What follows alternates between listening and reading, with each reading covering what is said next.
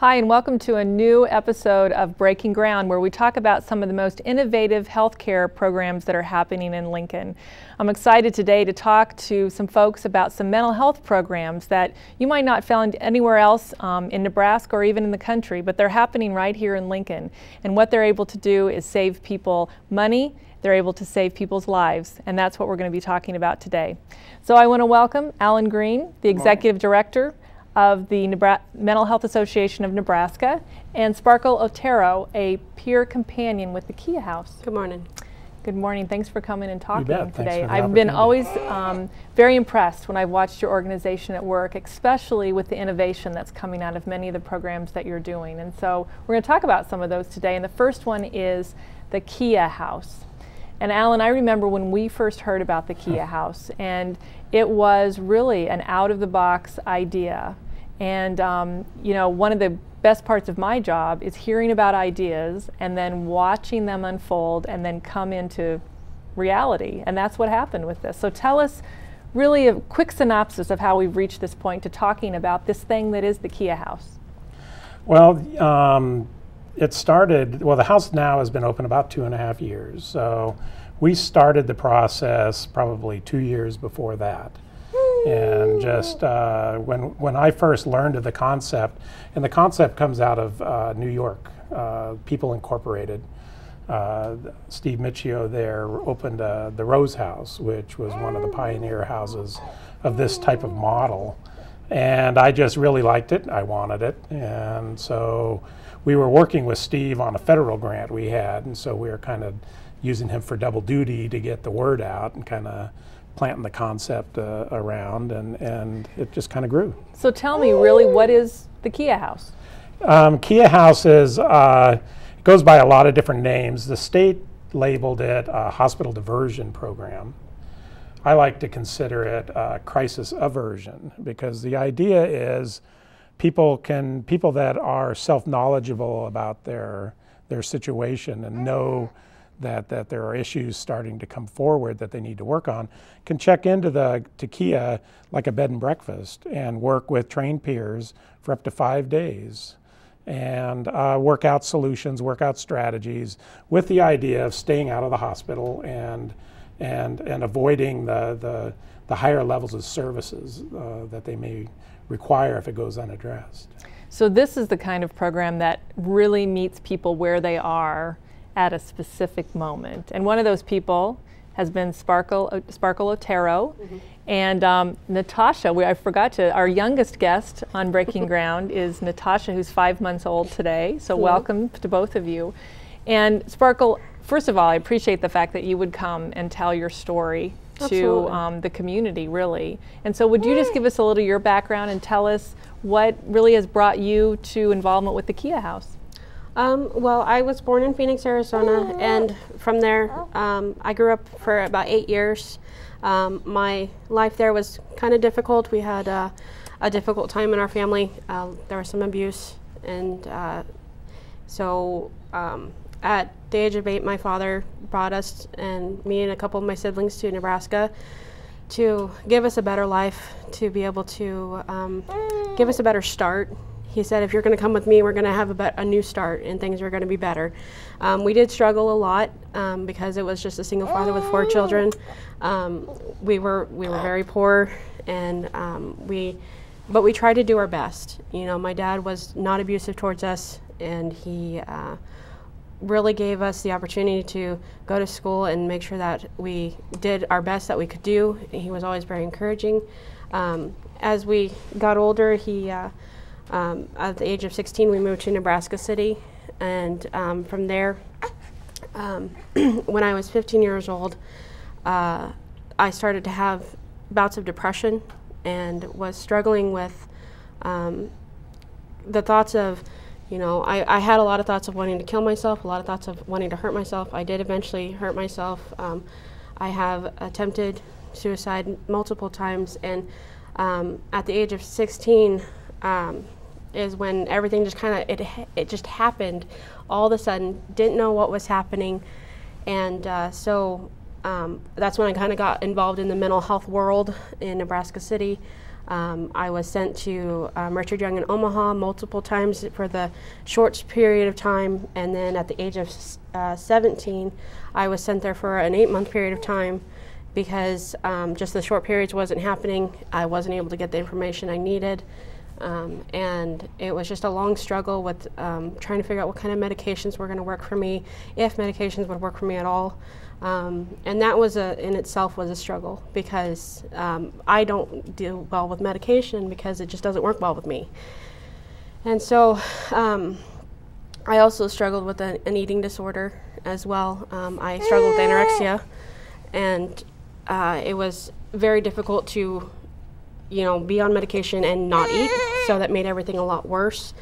And as I got older, I got out of the regional, or the, what was it? Richard Young. Richard Young, sorry. I got out of Richard Young and at the age of 18, and then by the age of 21, I had entered into the regional center, and I was there for a month, and it didn't really do anything to help me. I just kind of flew by the seat of my pants to get out of there. And I wanted to work on my things, but I couldn't with as many people as were there. There was 40 people on one floor, guys and girls. There's no real individual therapy or anything like that. So I struggled really, really bad, just trying to get by with all the stress of that. And so as this continued on, it sounds like you were in services and out of Yes. services and in services and out of services. And how did that journey suddenly end up at the Keya house? Well, out of my last stay at the regional center in 2009, I was able to meet up with TASC, the Targeted Adult Service Coordination. And Tracy Gandera was my task worker who helped me get started into college. And because just after me getting out of the regional center, my father passed away, who was my best friend, basically. And we thought that getting into college would really help me kind of get on track. I wasn't working at the time, so it was something to fill my time. And I started to get into the mental health field in Southeast College, Community College. And so as we were talking to one of the people that helps you sign up for classes, Tracy had mentioned the Rose House, and she said they're going to open up a Rose House here. I'm like, okay, it sounds great. And I didn't have to hear anything about it. I just knew something was different about it just by the name.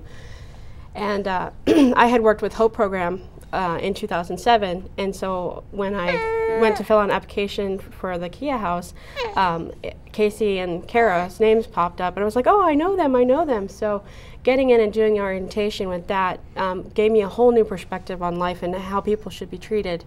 And when that happened and I was able to become a volunteer, I volunteered for 6 months at the Keya house, and that gave me all the training that I needed to know that people can be treated so much better and have a better way of life because of how peers who know what's going on in your life and They've been there. Have been there. That gave me the inspiration to be able to say that I can go farther because everybody else said that I could. Oh, that's when terrific. for so long they were saying, no, you can't do this, you can't do that. So, and when I got hired on as a peer companion at Keya, that completely changed the rest of my life because that's when all the suicidal thoughts went away, that's when all the cutting went away, and from that point on I had not hurt myself, I had not attempted anymore, and my life just got better and better as the months went by. It was so much nicer to look forward to a happier day and not think that, oh, I have to go back to these behaviors just to get by, and because I knew I could talk to people at Keya. And I stayed as a guest there a couple of times, and that benefited me because I focused all my attention on just myself and really working on the things that I needed to work on. That's terrific. Alan, it must be just a real pleasure for you to be able to see people like Sparkle go through the Keya house, get the help they need. But I'd like to talk a little bit too about the effect of the Keya house on the community and how it's changed not only the way services are delivered, but maybe the financial benefits and some things like that as well. Yeah, it's like you had mentioned earlier. It's something completely different. When we first opened it, it's one of about 12 similar programs in the country, and the only one, and not only the only one in Nebraska, the only one in the Midwest.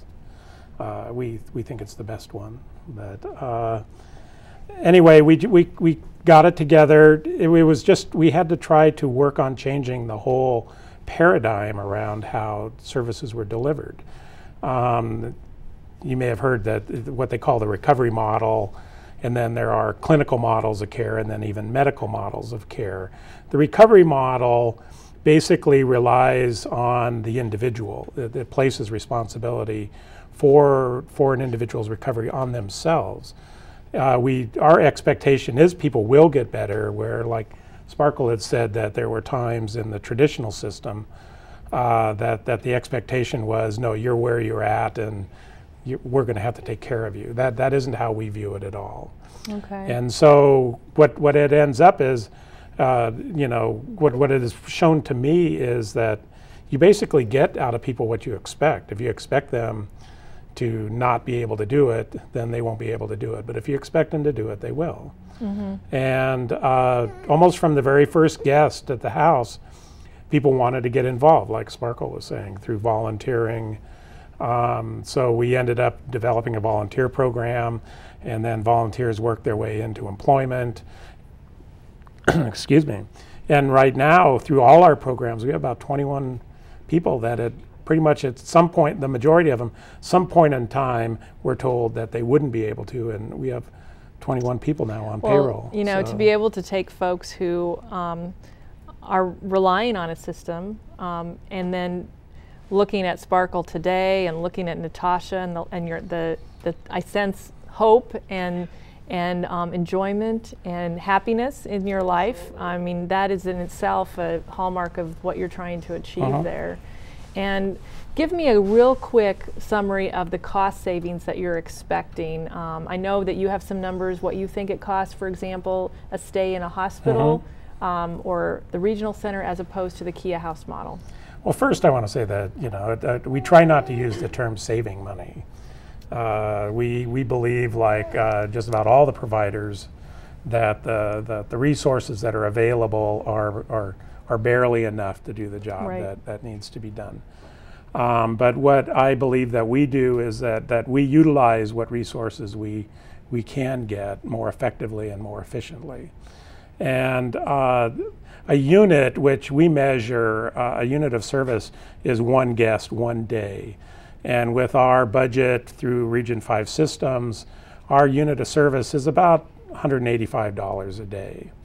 The Lancaster County Crisis Center estimates their costs at about $600 a day. And the average for the hospital, for hospitals, is about $1,200 a day. So immediately you could see that if somebody's a day at our house as opposed to in one of these higher levels, there is an offset, of services.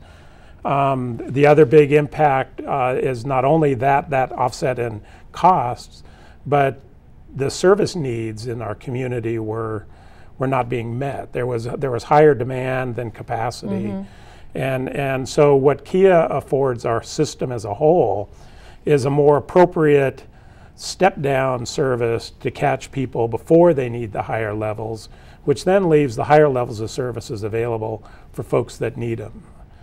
Well, as I look back on the evolution of this idea into reality, I just congratulate you, Alan, on your stick-to-itiveness and making sure that this idea became a reality, and you brought this here to Lincoln. And Sparkle, I congratulate you on all that you've achieved and the courage and bravery you have, not only to come and tell your story, but to give back to other people. Absolutely. And so thank you so much to both of you for that and for your contributions to Lincoln, both of you. Thank you. So we will be back in just a moment to hear more about some more projects that are coming through in the mental health area and how they're impacting Lincoln.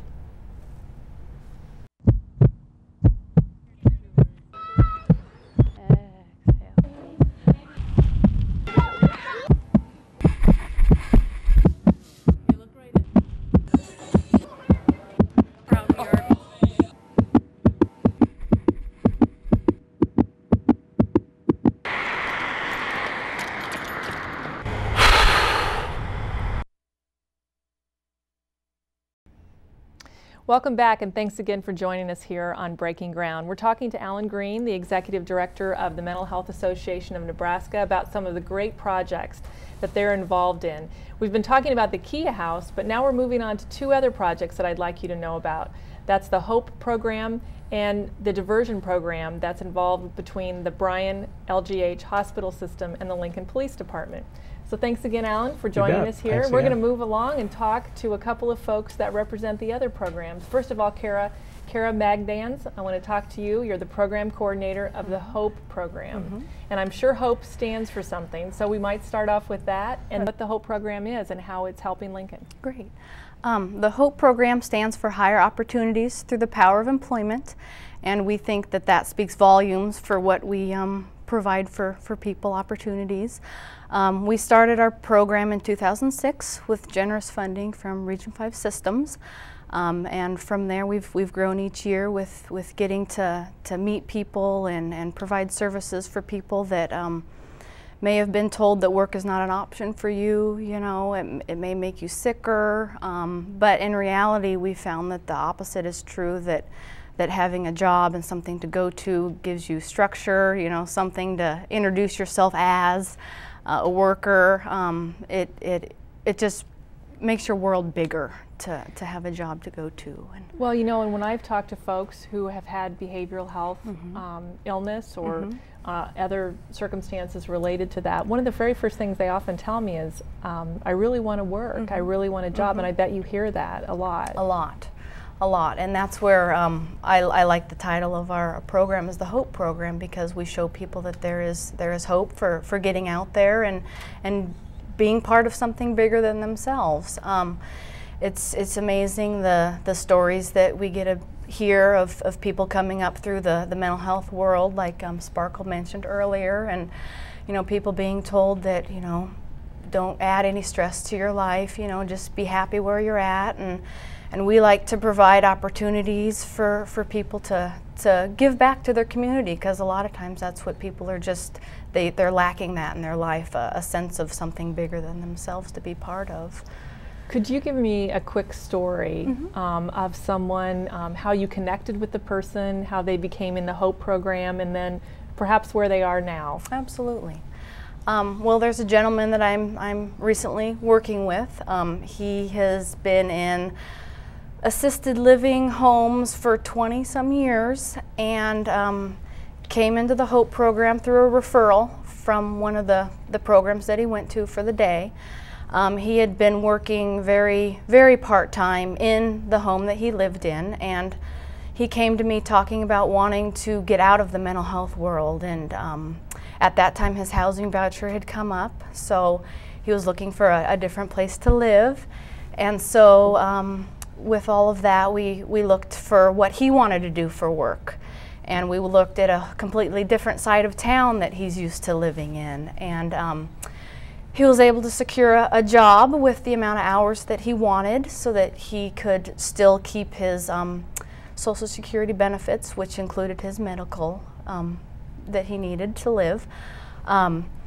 And so he got a job working at a restaurant, and one of the things that he told me when he found his apartment and was integrating into a whole new community, he's like, do I have to tell people that I'm in the mental health world and system? And I said, if you don't want to, no, you're starting it was a new from start right now. For him. Yes, yeah. yes. Yeah.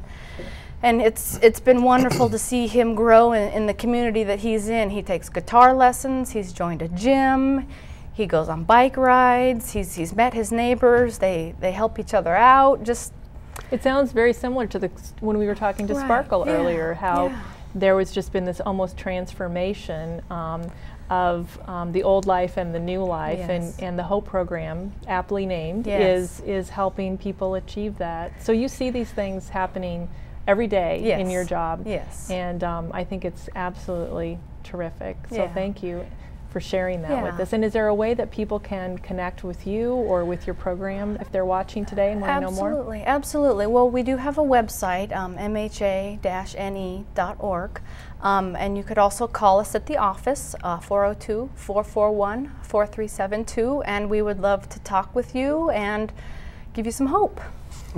That's Terrific. Thank you.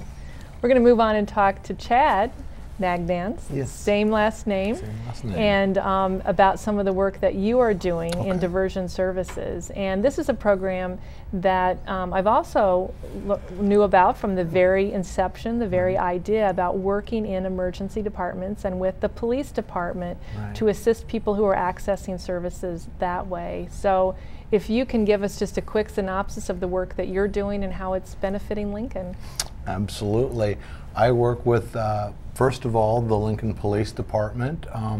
We work directly with the officers. They give us an email that is set up to me and my co-workers, Alan and another director there. They give us the idea, the situation of what's going on. This also is something the police are doing on their accord. So, I mean, they are going above and beyond to set these emails to us to get this progress in motion. Once we get these emails, will make contact with the folks.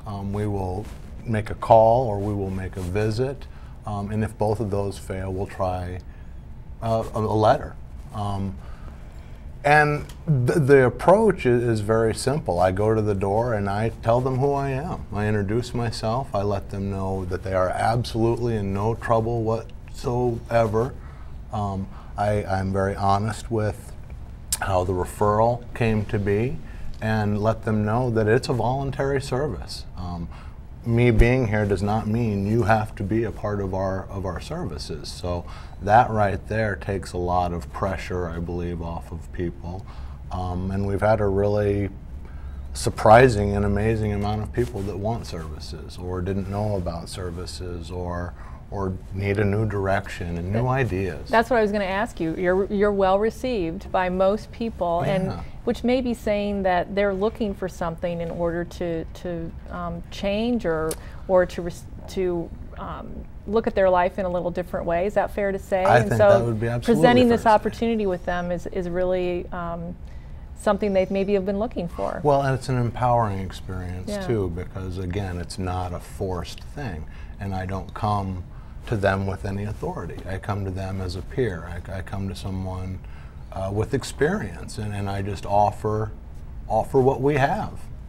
Well, and tell me what kinds of things you would offer them. We offer anything from being hooked up with counseling to age-appropriate services, food networks, transportation. Really, if you name it, we probably have some kind of contact, or we'll sure find a contact if we don't know it. So. And if I remember correctly, one of the real focuses of this program was alleviating the need for police officers to be off the streets, so to say, and involved in those kinds of more intensive activities with individual people. And so would you say, how has this program impacted the role that police officers play? I would, I am very surprised happily at how involved the police have come to this program. We have over 100 referrals in less than a few months, so it seems to be working. I think the police love the idea of getting to fight crime and do what they signed up for that.